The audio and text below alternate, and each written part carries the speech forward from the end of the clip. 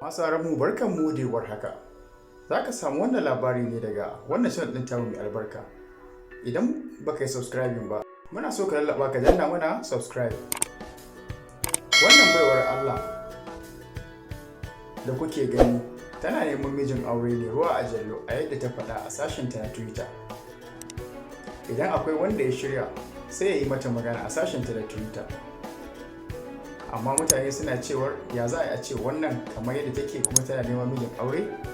Shin me ra'ayinku, wannan bukata za ta iya zama gaskiya ko ba haka bane? Ku bayyana ra'ayinku a wannan channel ɗin tamu mai albarka.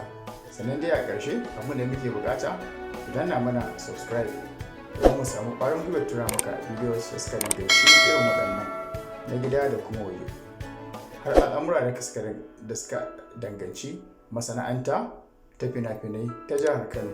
Mun gode.